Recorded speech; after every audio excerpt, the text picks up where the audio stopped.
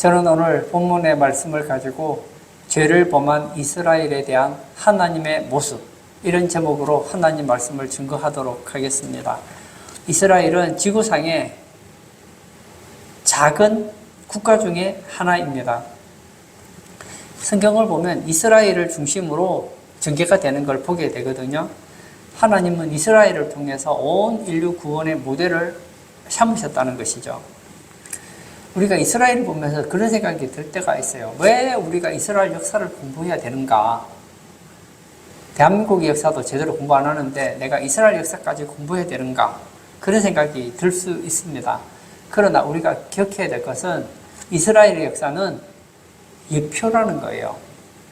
이스라엘의 역사는 교회의 예표요, 성도의 예표입니다. 성경에 보면 이스라엘이 복받는 내용이 나오잖아요. 교회가 복을 받고 성도가 복을 받는 모델이라는 거예요. 이스라엘의 흥망성쇠, 희노애락, 이 모든 것들이 성도에 대한 모델이라는 것입니다. 오늘 본문은 이 범죄한 이스라엘에 대한 하나님의 모습입니다.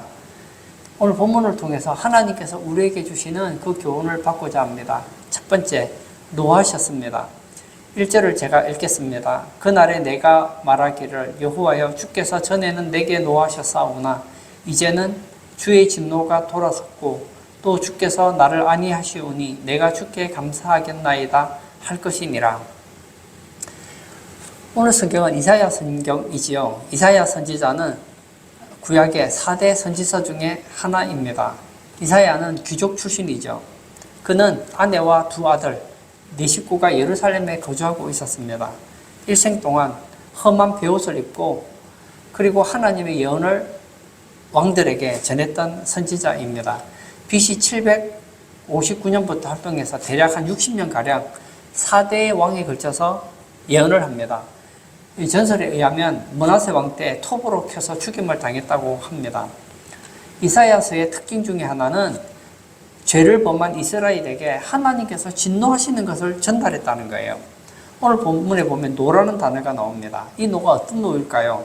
하나님의 진노의 채찍, 하나님의 진노의 매, 그리고 주변 강국에게 침공을 받는 것을 의미하고 있습니다. 이 전에가 언제일까요? 이스라엘이 죄를 범했을 때입니다. 즉 하나님께서는 죄를 범하면 무서운 매를 때리실 것을 의미한다는 거예요. 사랑하는 성도 여러분, 우리는 하나님을 생각하면 좋으신 하나님, 사랑의 하나님을 생각합니다. 제가 청소년 때 많이 불렀던 노래가 있어요. 좋으신 하나님, 좋으신 하나님, 참 좋으신 나의 하나님, 사랑의 주, 사랑의 주, 사랑의 주, 나의 하나님. 이런 복음송을 많이 불렀어요. 맞습니다. 하나님은 사랑의 하나님이시고 좋으신 하나님이에요. 그렇다고 해서 죄를 지었는데도 산타크로스 할아버지처럼 웃고 넘어가시는 하나님은 아니시라는 거예요. 하나님께서는 이스라엘이 애굽에서 종생활할 때 10가지 재앙으로 출애굽을 시켜주셨습니다. 애굽에서 빼내어 주셨어요. 그리고 젖과 꿀이 흐르는 가나안 땅을 주십니다. 거기서 국가를 건설하고 부강한 나라가 됩니다. 그러면 얼마나 감사합니까? 포로 생활하던 이스라엘 백성들이 지금 젖과 꿀이 흐르는 땅에서 행복한 생활을 하고 있어요. 그러면 하나님의 은혜를 생각하고 더 하나님을 잘 섬겨야 되는데 은혜를 망각하는 겁니다. 그때부터 본격적으로 범죄를 합니다. 각종 우상을 숭배합니다. 하나님을 떠난 불신앙의 모습을 보여줍니다. 하나님께서는 기회를 주셨어요. 그래도 돌이키지 않죠. 어떻게 하시죠? 진노하시죠. 하나님께서는 죄에 대해서는 그냥 놔두시는 하나님이 아니에요. 하나님은 우리가 죄를 지으면 회개할 기회를 주십니다. 그러나 돌아오지 않으면 진노한다는 거예요. 다시 한번 정리해 볼까요? 하나님께서는 우리가 죄를 지으면 1단계로 경고를 하십니다. 우리 삶 가운데 이상한 일, 어려운 일, 일이 안 풀리게 생각될 만한 일들이 자꾸 생기게 합니다. 이것은 경고예요. 그렇다고 해서 뭐 직접적으로 내게 해가 되고 이런 건 아니에요. 2단계. 그런데 정신을 안 차리면 매를 드십니다. 이스라엘에게 각종 환난과 자녀에게 매를 드십니다. 질병의 매, 기근의 매, 침공의 매. 이때만 해도 괜찮아요. 근데 이스라엘이 돌아오질 않아요. 회개하지 않아요. 그러면 어떻게 하죠? 더 큰 매를 든다는 거예요. 이제는 주변의 강대국을 들어서 아예 이스라엘을 멸망시켜버리는 거예요. 아수르와 바벨론에 의해서 북이스라엘과 남유다는 아예 멸망하고 맙니다. 뿐만 아니죠. 바벨론에서 70년 동안 포로 생활합니다. 하나님께서는 이스라엘 백성들을 사랑하셨습니다. 그 이스라엘 백성들을 노예로 보내버리셨던 거예요. 그들이 그렇게 자랑스럽게 여겼던 성전, 그 예루살렘 성전을 불태워 없애버리게 했다는 거예요. 오늘 예배 참석하신 사랑하는 성도님, 하나님은 우리를 사랑하십니다. 여러분을 사랑하십니다. 그러나 하나님이 매를 드시면 너무나 혹독하고 견딜 수 없는 아픔이라는 거예요. 하나님께서 매를 드시면 절망입니다. 아무 소망이 보이지 않아요. 뿐만 아니에요. 하나님께서 매를 드시면 도와줄 대상이 없습니다. 세상에 하나님보다 강한 분이 누가 있습니까? 하나님께서 손을 대시면 가족도, 친구도, 이웃도 그 누구도 도움이 안 된다는 거예요. 다윗을 볼까요? 하나님께서 다윗을 얼마나 사랑했습니까? 다윗을 보고 이는 내 마음에 합한 사람이다 얘기할 만큼 사랑했습니다. 얼마나 마음에 들었던지 목동이었던 이 다윗에게 사무엘 선지자를 보내서 왕으로서의 기름을 붓게 하잖아요. 그리고 또 훈련 기간을 통해서 연단을 시키고 어떻게 되죠? 이스라엘의 왕이 되게 하죠. 그리고 왕이 되었을 때 하나님께서 막 다윗에게 복을 부어주세요. 그래서 얼마나 나라를 잘 다스리는지 몰라요. 주변에서 조공을 바치고 하는 일마다 만사형통입니다. 전쟁을 하면 백전백승이에요. 그러던 어느 날 다윗이 하루는 늦잠을 자고 성을 어슬렁거리고 있는데 왕궁을 어슬렁거리고 있을 때 저기서 이상한 장면을 목격하게 되죠. 한 여인이 목욕을 하고 있는 것이 눈에 들어온 거예요. 알고 봤더니 우리아의 아내였습니다. 그녀를 불러서 관계를 가집니다. 간음죄를 저질렀어요. 그리고 돌려보냈어요. 이제는 끝났다. 이제 더 이상 저 여자 부르지 않으면 되겠지 했는데 얼마 지나지 않아 소식이 들어오는 거예요. 제가 임신을 했습니다. 청천벽력 같은 얘기를 듣게 되죠. 그 당시에는 간음을 하면 원래 돌에 맞아 죽어야 되는 거거든요. 더군다나 자기는 왕이잖아요. 얼마나 부끄럽습니까? 이 부끄러움을 숨기기 위해서 어떻게 하죠? 우리아 장군을 전쟁터에서 죽게 합니다. 간음죄를 짓고 살인죄를 지었습니다. 우리아의 장군 아내였던 바세바의 배가 점점 풀러옵니다. 태어났어요. 그러면 임신해서 아기가 날 때까지 뭐 특별한 경우 아니면 10달 정도의 기간이 지나간 거 아닙니까? 하나님이 10달 동안 기회를 주신 거예요. 그런데 회개합니까? 안 해요. 아무 일도 없었다는 듯이 생활해요. 아기도 잘 자라고 있습니다. 그때 하나님께서 어떻게 하죠? 나단 선지자를 보내시죠. 그리고 경고합니다. 회개하지 않으니까 경고하는 거예요. 그리고 심판을 예언하는 거예요. 이제 징계의 매를 대시겠다는 것이죠. 근데 다윗의 멋진 모습이 뭐죠? 기회를 줬을 때 회개하지 못했어요. 그러나 하나님께서 징계하실 때 그때는 회개했다는 거예요. 그렇지만 다윗의 인생에게 그때 어려운 일들이 생기게 되죠. 어떤 일이 생기게 됩니까? 다윗과 바세바 사이에서 태어난 그 아들이 죽게 됩니다. 그뿐입니까?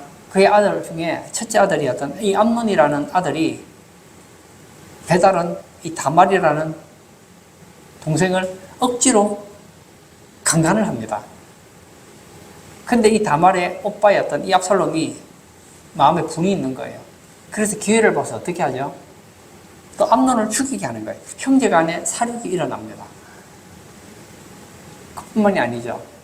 이 압살롬이라는 이 아들이 나중에 왕위를 차지하겠다고 쿠데타를 일으키잖아요. 그래서 다윗이 이젠 도망자 신세가 되어서 도망을 가게 됩니다. 그때 자기의 권력을 더 키우기 위해서 어떻게 하죠? 다윗의 후궁과 관계를 가지는 거예요. 가는 도중에 부하의 반역을 보게 되고 주변의 사람에게 저주를 듣기도 하고 어려움을 많이 겪었지 않습니까? 이게 뭐죠? 하나님의 매라는 거예요. 우리는 인생을 살면서 참 많은 어려움을 경험합니다. 참 힘들어요. 가난, 어려운 문제죠. 질병, 어려운 문제죠. 인간관계의 문제, 어려운 문제죠. 우리 인생에 우리를 힘들게 하는 게 참 많습니다. 그러나 여러분, 우리가 정말 무서워해야 될 것은 그게 아닙니다. 하나님과 죄를 무서워해야 됩니다. 왜냐하면 하나님께서는 죄에 대해서는 반드시 매를 드시기 때문입니다. 나는 예수님 믿으니까 죄 좀 지어도 돼. 그러면 맞는다니까요. 천국에는 누가 갑니까? 죄인은 절대 못 가요. 회개한 죄인만 간다는 거예요. 오늘 예배 참석하신 사랑하는 성도님, 이스라엘은 우리의 거울입니다. 이스라엘이 죄를 짓고 회개하지 않았을 때 하나님께서는 매를 드셨다고요. 혹시 우리 성도님 중에 매를 맞고 있는 분 계시지 않습니까?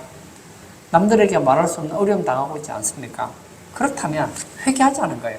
여러분 안에 숨겨두었던 그 죄를 회개하자는 겁니다. 오늘 본문을 통해서 자신을 돌아보는 시간 되기를 축복합니다. 두 번째, 안위하심입니다. 1절을 제가 다시 읽도록 하겠습니다. 그날에 내가 말하기를 여호와여 주께서 전에는 내게 노하셨사오나 이제는 주의 진노가 돌아섰고 또 주께서 나를 안위하시오니 내가 주께 감사하겠나이다 할 것이니라. 이사야서를 보면 이 네 가지의 파트로 나눌 수 있습니다. 1장에서 12장까지는 유대에 대한 예언입니다. 13장에서 23장까지의 내용은 열국에 대한 예언입니다. 24장에서 39장은 히스기야 왕의 일과 포로당할 일과 메시아에 대한 예언입니다. 그리고 40장부터 66장까지는 포로당함과 메시아의 구원의 법을 예언하고 있습니다.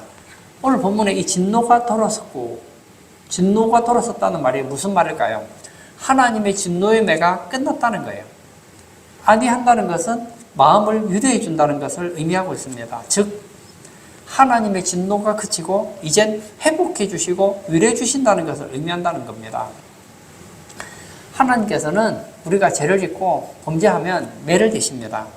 그 매를 드시는 목적이 뭘까요? 한번 죽어봐라. 죽여서 다시 회복시키지 않는 데 있는 것이 아닙니다. 우리로 하여금 하나님과 좋은 관계를 회복하고 그리고 죄를 멀리하기를 원하는데 사용되는 것이 바로 매라는 거예요.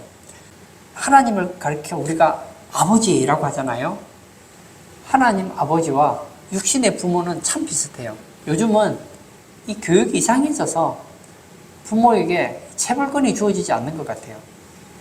요즘에 부모가 자녀를 체벌하면 자녀들이 고발을 하는 이런 이상한 세상이 되었어요.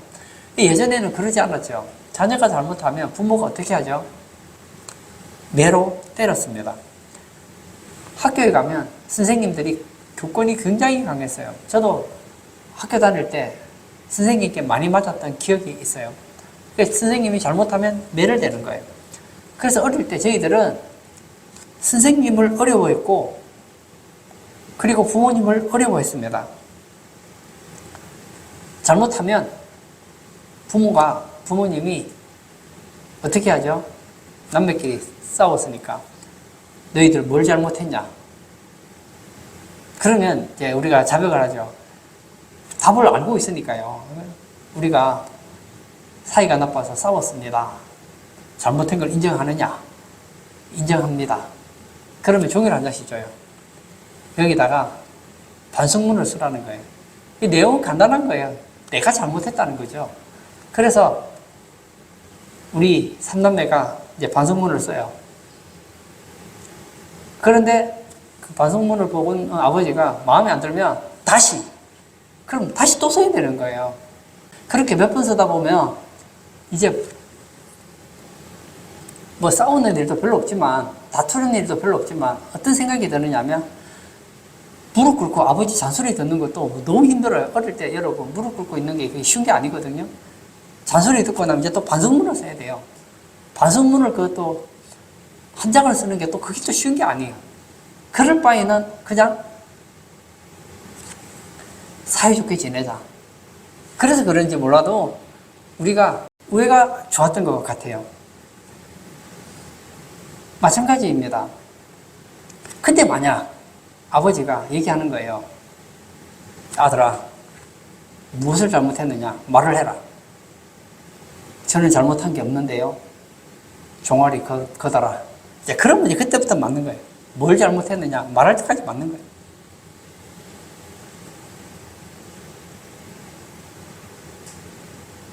이거예요. 하나님께서 매를 왜 대십니까? 때리는데 목적이 있지 않다니까요. 그리고 제가 학교에 가면 선생님이, 요즘은 선생님들이 아마 매를 들고 학생들을 체벌을 하지 못했을 겁니다. 그런데 제가 학교 다닐 때는 체벌이 있었어요. 수업 시간에 선생님이 들어올 때 떠들면 어떻게 하느냐? 선생님이 칠판을 탕탕탕 때려요. 무슨 얘기인지 아세요? 아마 이 학생들은 잘 모를 거예요.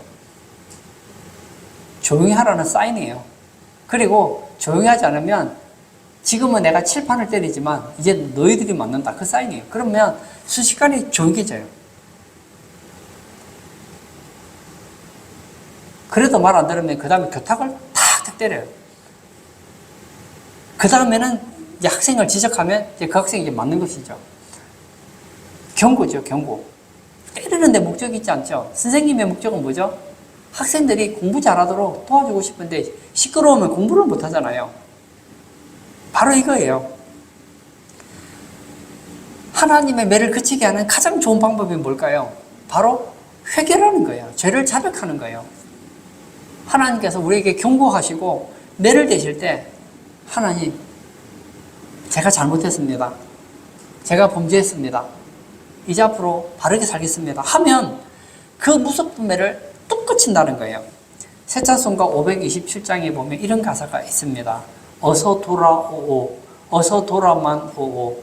지은 죄가 아무리 무겁고 크기로 주 어찌 못 담당하고 못 받으시리요.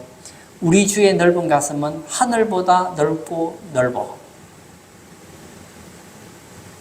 이거예요. 이 찬송가 가사처럼 어서 돌아오라는 거예요.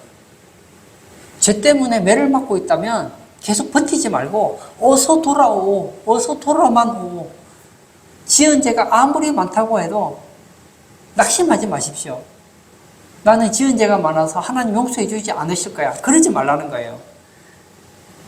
주 어찌 못 담당하고 못 받으시리요. 우리 주의 넓은 가슴은 하늘보다 넓고 넓어. 그렇습니다. 우리가 하나님의 매를 맞고 있다 하더라도 회개하면 그 다음부터 하나님은 매를 던져버리시는 거예요. 그리고 어떻게 하시죠? 위로해 주십니다. 마음의 평강과 기쁨이 샘솟도록 위로해 주신다는 거예요. 3절을 보실까요? 그러므로 너희가 기쁨으로 구원의 우물들에서 물을 기르리로다. 하나님께서는 하나님의 백성들에게 뭘 주고 싶으시냐? 기쁨을 주고 싶은 거예요. 기쁨으로 구원의 우물들에서 물을 기르리로다. 여러분, 목이 말라요. 그래서 우물가에 가서 우물에서 물을 길어서 그 물을 마신다면 얼마나 기쁠까요? 이거예요. 하나님의 목적은 우리에게 기쁨을 주고 싶은 거예요. 우리에게 위로를 주고 싶은 거예요. 하루는 제자들이 배를 타고 갑니다. 가다가 풍랑을 만났어요. 어찌할 바를 알지 못하고 두려워할 때 예수님께서 뭐라고 하십니까? 내니 두려워 말라. 그리고 풍랑의 문제를 해결해 주시잖아요. 하나님께서 우리에게도 말씀하십니다. 두려워하지 말라. 위로해 주세요. 우리에게 기쁨을 주세요. 내가 너희에게 주는 기쁨은 세상이 주는 것과 같지 않다.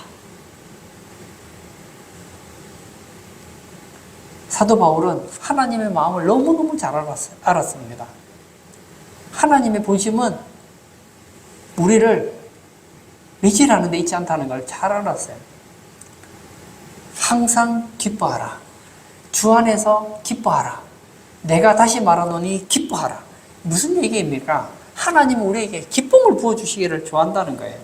그뿐만이 아닙니다. 우리에게 기쁨만 주시고 끝날까요? 아니죠. 전보다 더 회복시켜 주신다는 거예요. 이스라엘이 범죄합니다. 우상을 섬깁니다. 하나님 앞에 잘못된 삶을 살아가요. 하나님께서 경고하십니다. 깨닫지 못해요. 매를 들었어요. 그래도 깨닫지 못해요. 더 큰 매를 들어서 아예 이스라엘 나라를 없애버렸어요. 그 강대한 나라 바벨론의 포로가 되고 맙니다. 근데 너무 감사한 게 있죠. 이스라엘이 회개하니 70년 만에 다시 돌아옵니다. 그리고 다시 성전을 짓고 복을 받게 되었다는 거예요. 3절에 보면 구원의 우물들에서 물을 기르리로다. 이 사막이 얼마나 갈증이 많습니까? 거기서 오아시스를 만난다는 것은 말할 수 없는 기쁨이죠. 참 하나님은 극과 극이십니다. 하나님의 매는 너무나 무섭고 절망적이지만 하나님의 회복은 너무나 놀랍고 소망적이라는 거예요. 제가 한 사람의 간증을 읽었습니다. 하나님 앞에서 어떻게 평가될지 모르겠지만 제가 그 간증을 읽으면서 참 공감이 많이 됐어요. 어떤 한 독실한 가정의 아들 이야기입니다. 그는 아주 어렸을 때 촉망받는 두뇌를 가지고 있었습니다. 그리고 어려서부터 신앙교육으로 잘 자랐어요. 그런데 청년이 되면서 하나님을 떠나게 됩니다. 술과 방탕생활을 했습니다. 스포츠에 몰입했습니다. 그리고 성격도 고집불통이 됩니다. 많은 사람들에게 신뢰를 잃어버렸어요. 별명이 핏대가 됩니다. 학교 성적도 바닥권이 됩니다. 그래도 머리가 좋았으니까 하원의원에 선거를 출마했는데 낙방합니다. 사업을 했는데 소개회사가 망해버리고 말았어요. 너무 힘들어서 살 소망이 없어서 자살을 기도합니다. 그렇게 살았어요. 40살 때 폭음을 하고 쓰러집니다. 건강까지 위협을 받게 됩니다. 그때야 이 형제가 정신을 차리고 하나님께 돌아옵니다.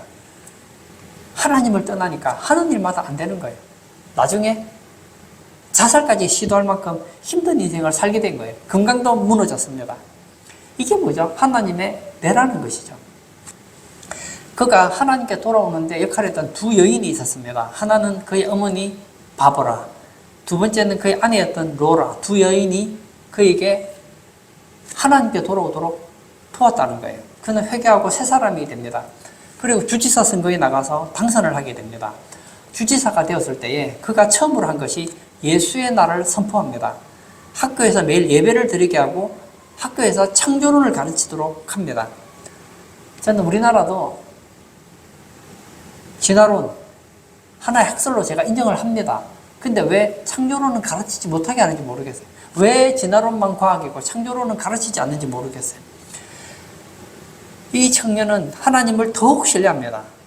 그리고 2001년에 미국의 대통령에 당선이 되죠. 부시입니다. 취임식 날 플랭클린 목사님을 모시고 예배를 하게 되죠.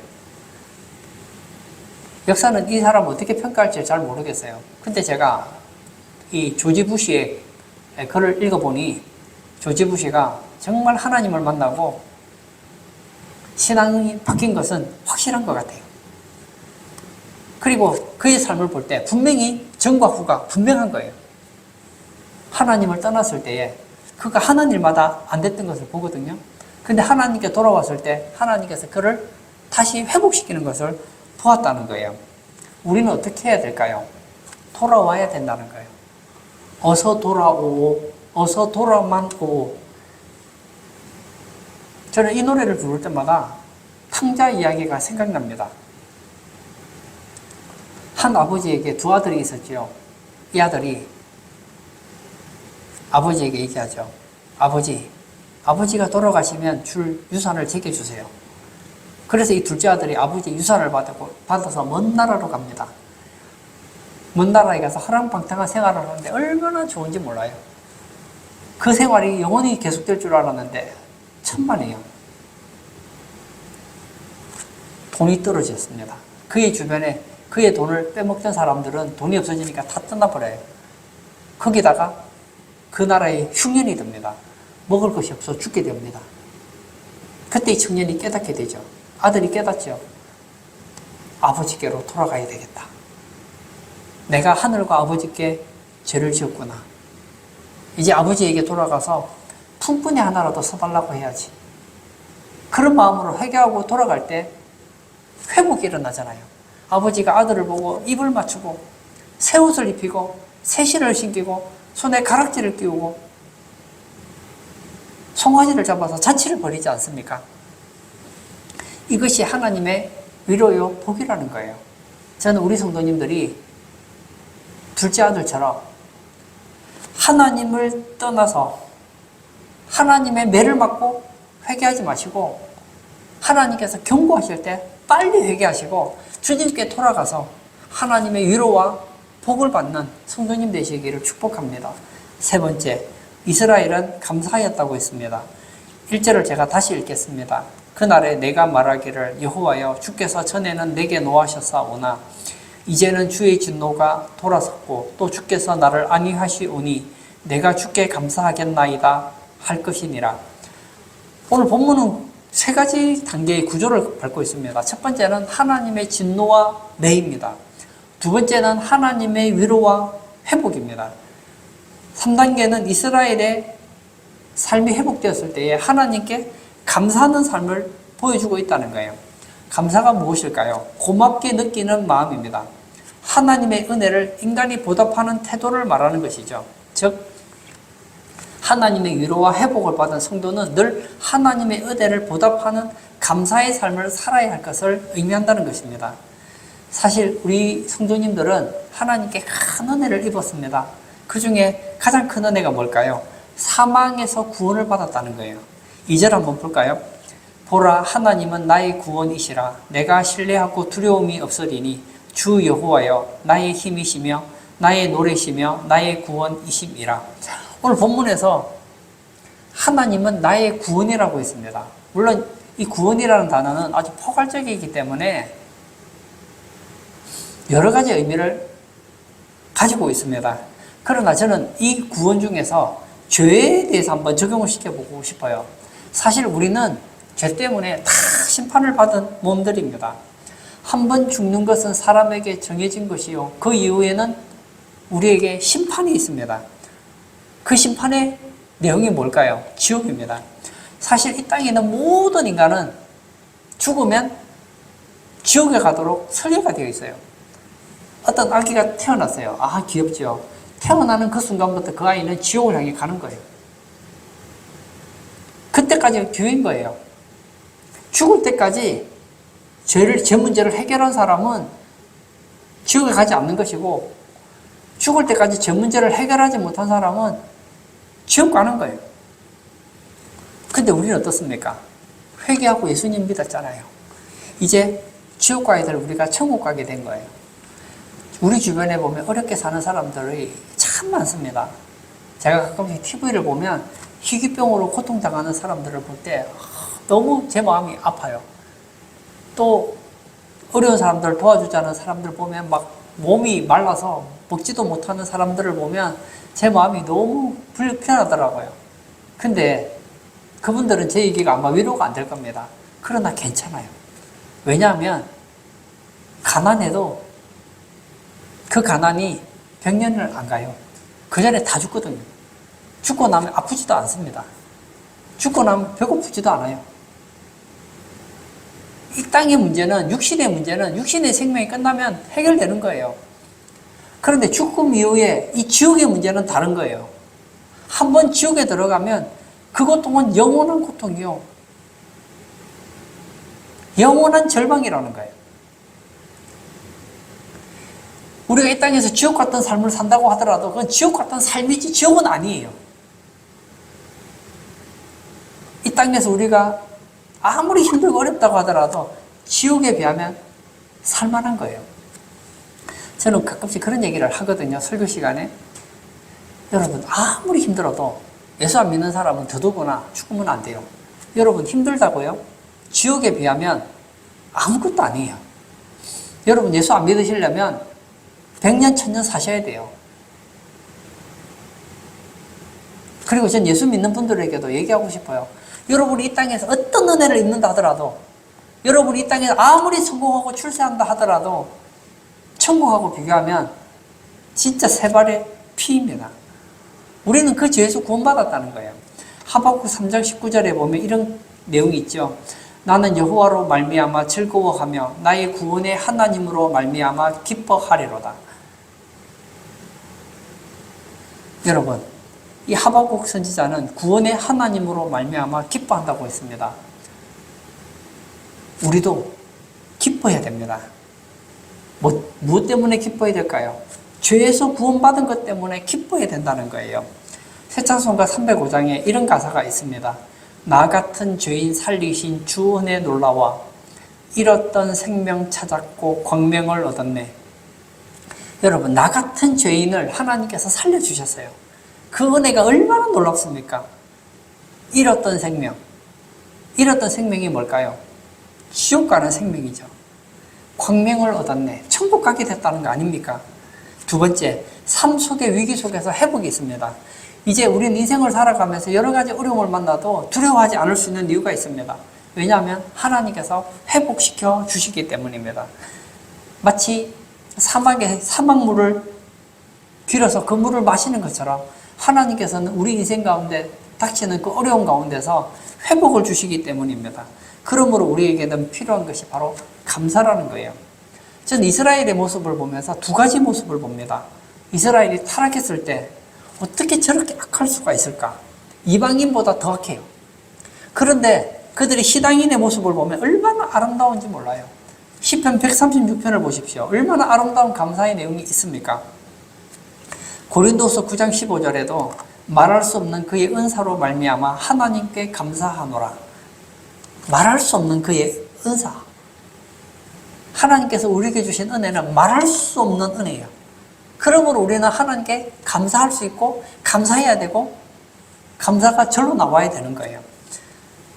성자였던 이 프란시스의 태양의 노래가 있습니다. 제가 그 내용을 한번 읽어드리려고 해요. 주여, 이 햇빛을 나에게 주신 것을 감사합니다. 주여, 저 달을 나를 위해 주신 것을 감사합니다. 주여, 저 별들을 볼 수 있게 해주시니 감사합니다. 주여, 대화를 나눌 수 있는 형제 자매를 주시니 감사합니다. 사실 이거 우리 날마다 경험하는 거 아니에요? 우리 아침에 일어나면 햇빛 보잖아요. 프란시스는 햇빛을 주신 하나님께 감사합니다. 달을 주신 하나님께 감사합니다. 별을 볼 수 있는 하나님께 감사합니다. 대화를 나눌 수 있는 형제 자매를 주신 것을 감사합니다. 여러분, 사실 우리 감사 안 해서 그렇지요. 감사하려고 하면 할 게 수두룩합니다. 지금 병원에 있는 분들, 저는 그분들을 뭐 잘못됐다 잘됐다 그 얘기 하는 게 아니에요. 병원에 있는 분들 보십시오. 아프신 분들이 병원에 있잖아요. 그분들이 여러분 보면 어떤 생각을 할까요? 아, 내가 저 사람처럼만 건강할 수 있다면 나는 진짜 하나님께 감사하고 할 수 있을 텐데 그러지 않을까요?